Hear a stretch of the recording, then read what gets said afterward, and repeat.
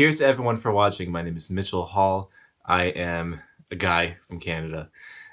Today I'm going to be reviewing Laura Barrett's new album, Who is the Baker? Laura Barrett, woman from Toronto, Ontario, indie film score collaborator. This is her first solo album in 11 years since her release from 2008 called Victory Garden. This album mainly focuses on Laura's voice and her skills at piano compositions. Many of the tracks on this thing feature just those two elements. And a lot of vocal harmonies as well too. There's a lot of cool ones, especially on the track Just the Same as Always. It's got bass and drums to back it up and is probably one of the most conventional tracks on the album, definitely probably a single. The ballad Where I'm From is a nice ode to feeling disassociated with your gentrified hometown. But both of these tracks are good examples of one of my issues with the record, and that's just that Laura doesn't feel like she likes to sing. Or if she does, it's quietly and without a lot of effort and pre-production in practicing to sing. This album has a few compositional highlights. It has the piano track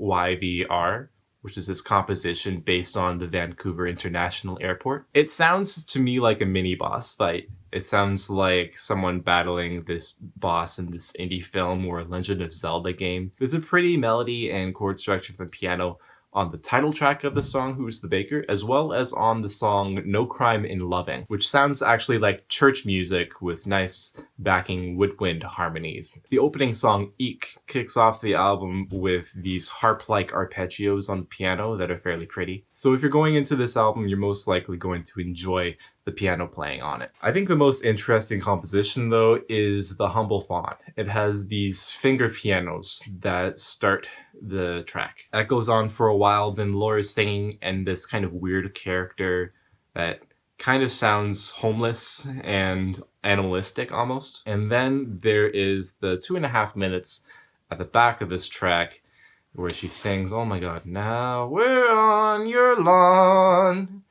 Well, my main complaint is that it's annoying for sure, but it's also, it doesn't build. It could have started with fewer elements and then risen up and then kind of would have deconstructed at the end of it, but it's just not that good of a track. This album suffers from being very underwritten. A few songs on this album suffer from the last section of the song being vamped for a subordinate period of time. There's a lot of room in these back 2 minutes to introduce some new ideas. Case in point, the closer track, What Happens to Us in the Future. It's this, again, piano track, but there's a piano that vamps this riff for like 2.5 minutes. No Crime in Loving has this line that's like, for we followed every warning and we heeded every call. That gets repeated like more than any other line in the song, and it gets repeated as a refrain for the last minute of it. Add to the fact that Laura's voice sounds like she's not owning the material she's written for this album. And I think she's countering that fault by double tracking vocals and introducing a choir,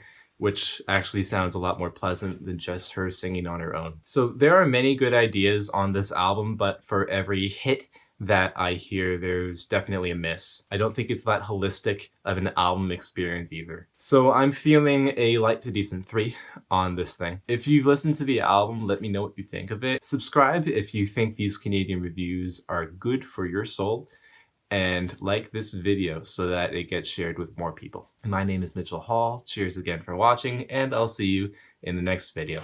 Have a good one out there.